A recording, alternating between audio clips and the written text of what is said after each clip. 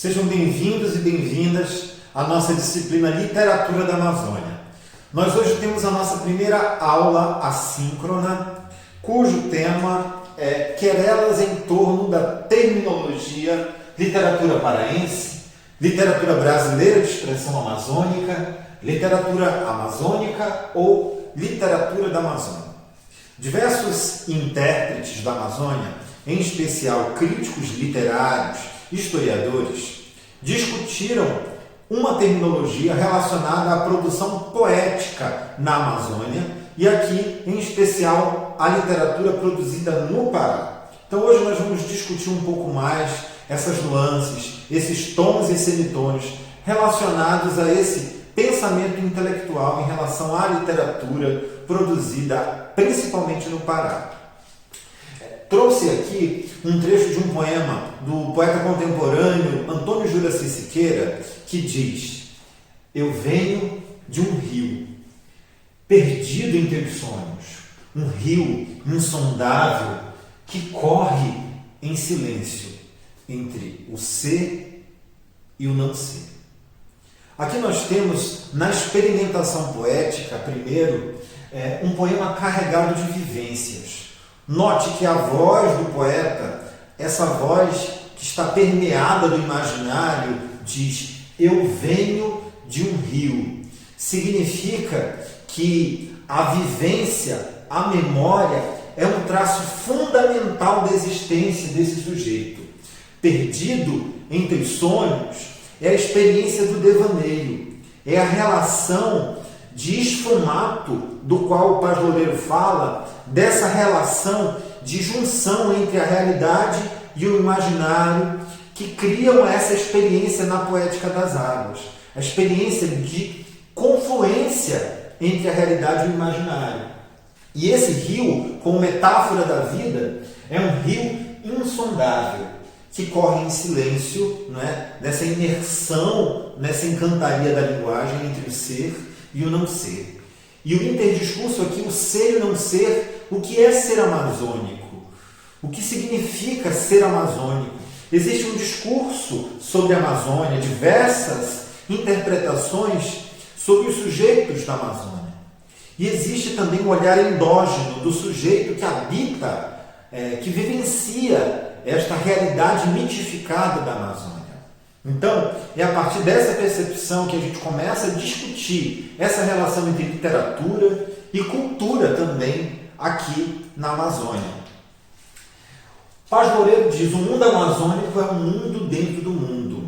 É importante a gente pensar o mundo dentro do mundo é, sobretudo, uma percepção de que ali existe uma realidade alterada, uma realidade mitificada, baseada, sobretudo, numa interpretação distinta dessa realidade como metáfora da existência. Ottaviani diz que a Amazônia é uma invenção poética do mundo.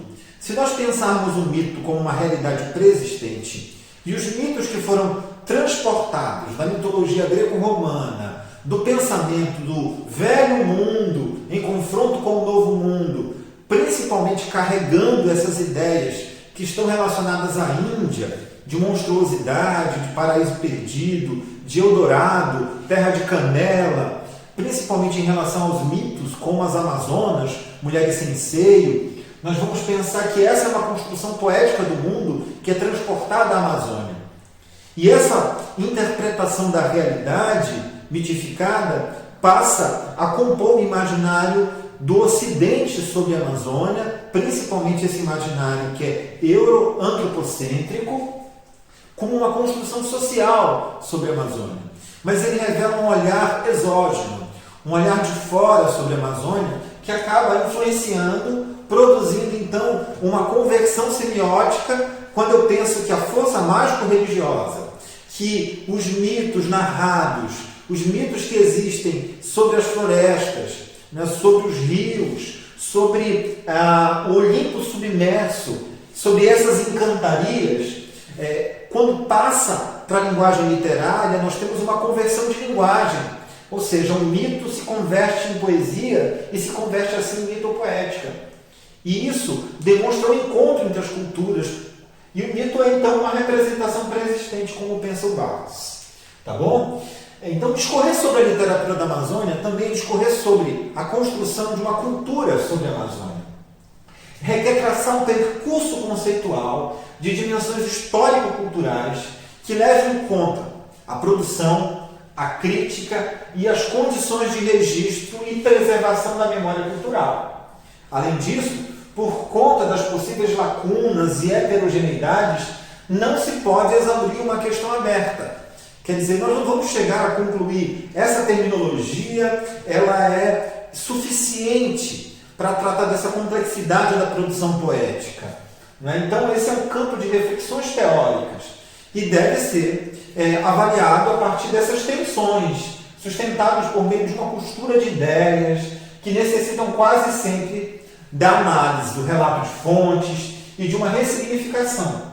São, assim, estudos que estão ali no estado movente, carente de novas contribuições. Então, nós não temos aqui um momento de discussão que define, que chega a uma conclusão sobre essas terminologias. Mas nós estamos aqui justamente para deliberar, para questionar, para levantar determinadas reflexões. Por isso, pensar, então, a literatura amazônica, literatura da Amazônia, literatura paraense, literatura de expressão amazônica, é pensar esses intérpretes. Né? Então, vários autores volveram olhares a essas questões estéticas, culturais e sociais da literatura da Amazônia. Daí nós temos o Benedito Nunes, considerado filósofo da literatura, o Márcio Souza, importante intelectual amazonense, o Paulo Nunes, professor da UNAMA, José Guilherme Fernandes, professor da UFPA, a Maria Estupiaçu, importante professora também da UNAMA, e o professor Paz Loureiro, que é um professor esteticista também, grande autor do livro Imaginário Amazônico, que é a tese do Paz Loureiro na Sorbonne. Além de diversos outros pesquisadores que abordaram a produção, as divergências, e aqui nós chamamos de querelas sobre esses conceitos condizentes à produção poética, em especial à produção no Pará. Quer dizer, esses determinados pensadores, esses sujeitos e críticos, eles atribuem terminologias diferentes a essa produção. Então, é importante que a gente entenda um pouco mais como cada um pensa. Tá? E aí, a literatura na Amazônia, nós vamos ter esses registros. Quais são os primeiros registros sobre a Amazônia? Quem são os intérpretes da Amazônia? São, sobretudo, viajantes, colonizadores, mercenários, escravagistas, religiosos, daí, principalmente, essa visão eurocêntrica, de holandeses, espanhóis, ingleses, alemães e portugueses que por aqui passaram. São quem? São historiadores, são geógrafos, antropólogos, filósofos, pintores, gravuristas e romancistas, literatos. Essa visão, ela de alguma forma está carregada da concepção do novo mundo. No Estatuto da Linguagem, então, ela carrega um conjunto de representações que tendem a ser homogeneizantes. Porque, pensando os ritos, as práticas religiosas, as manifestações estéticas e sociais, nós teríamos então uma reconfiguração dos mitos que tem a ver com o pensamento eurocêntrico, sobre a Amazônia. Então, a Amazônia, na verdade, ela é uma moldura da civilização euro-antropocêntrica e todas esses registros que surgem desde os relatos dos viajantes, por exemplo, a viagem de Carvajal, que apresenta pela primeira vez a paisagem das Amazonas como guerreiras, são carregadas, então, de uma visão que tende a ser uma visão estereotipada, cheia de clichês e de lugar comum também. Tá? Então, elas partem do século XVI e vão até o século XX. A produção literária nos periódicos da Amazônia também é importante para a gente entender como se dá toda essa reflexão sobre a produção poética no Pará. Ou seja, nós temos aí diversos periódicos e temos antologias também. O José Eustáquio, ele produziu a primeira antologia que reuniu escritores da Amazônia. Depois, o Anísio Melo produziu outra antologia chamada Lira Amazônica. É importante discutir esses textos no século XIX. E o José Lins produziu uma seleta literária do Amazonas. Nós já tivemos aí diversas antologias também no século XX. Todavia, essas são as primeiras reflexões e a primeira reunião de escritores que produziram principalmente poesia aqui na Amazônia. Tá? Claro, no século XIX nós temos ali importantes romancistas, como José Veríssimo, como Inglês de Souza, e todos eles também vão ser importantes para construir um pensamento sobre os sujeitos da Amazônia a partir da literatura, e a literatura aí como representação da cultura. Tá? Conceitos sobre a produção poética na Amazônia. Então, esses conceitos, esses discursos que revelam também um olhar estrangeiro, têm a ver com a imaginação fértil dos viajantes, missionários e cientistas europeus.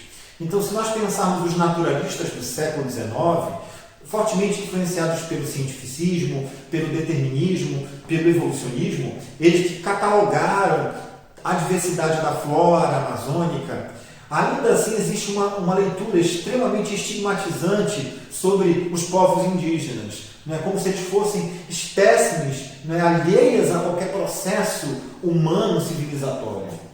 Então, isso tem a ver com o olhar estrangeiro.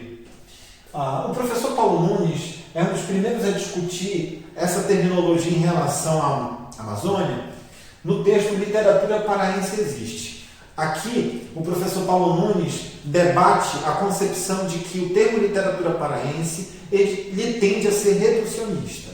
Então é necessário pensar uma literatura conectada ao Brasil, numa noção também de universalismo e de integração, a essa perspectiva de uma literatura que se universaliza a partir do seu localismo. E o Paulo Nunes então acha que o termo mais adequado seria literatura brasileira de expressão amazônica. Esse é o nome que a disciplina que o professor Paulo Nunes passa a ter no curso de letras da UNAM. E aí o professor José Guilherme Fernandes, no texto Literatura Brasileira de Expressão Amazônica, Literatura Amazônica ou Literatura da Amazônia, começa então a debater. Esse foi o texto que eu indiquei como leitura, porque ele debate esses diversos conceitos e terminologias. Esse é um texto interessante porque o José Guilherme discorda dessa expressão literatura brasileira de expressão amazônica, porque ela também tende a ser fragmentária, não é? Porque ela escamoteia também uma visão sobre a Amazônia, pensando uma interpretação sobre o escrito da Amazônia, ou uma leitura regionalista. E o termo literatura amazônica tende também ao idealismo, pensando essa concepção de que a Amazônia fala de si mesma. Daí ele busca e acredita que o termo seja mais adequado, o termo literatura da Amazônia. Literatura da Amazônia também é a terminologia utilizada pelo professor Benedito Nunes, que é um importante crítico literário, ao se referir à poética de autores como Dalcídio Jurandir, do ciclo Extremo Norte. O Dalcídio Jurandir, que é o mais importante romancista da Amazônia, que produziu aí um ciclo de romances. Literatura amazônica para Márcio Souza. O Márcio Souza usa essa terminologia que está muito ligada à literatura produzida no Amazonas, e pensa uma literatura que se volta para essa interpretação da realidade amazônica. Tá? Então eu vou disponibilizar esses textos como leitura complementar a essa aula de hoje, para que vocês possam aprofundar um pouco mais o olhar desses intérpretes sobre a produção poética na Amazônia. Tá bom? E daí o termo literatura da Amazônia, que pode ser pensado em confronto ao termo literatura brasileira, ou como um termo que integra essa concepção de uma literatura nacional. É importante pensar que o Pará foi considerado por muito tempo uma filha enjeitada do Brasil, e a Amazônia passou por um processo tenso de integração ao Brasil, que levou inclusive a determinadas revoltas, como a cabanagem, pensando que os caboclos não se integravam a essa dominação, né, a esse caráter hegemônico dessas forças que ocuparam a Amazônia e que geraram tanta desigualdade social, tanta pobreza, né? O drama social também está presente na literatura e que tem a ver com essa temática também que nós discutimos aqui.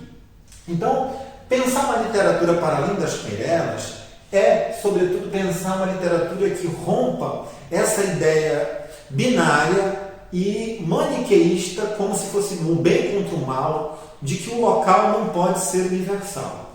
Até porque a visão universal de literatura, ela parte de uma concepção também eurocêntrica do mundo.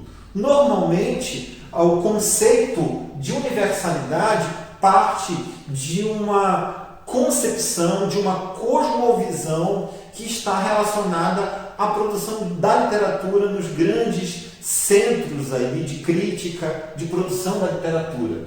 Então, o próprio professor Benedito Nunes discute a ideia de regionalismo em confronto àquilo que é regional.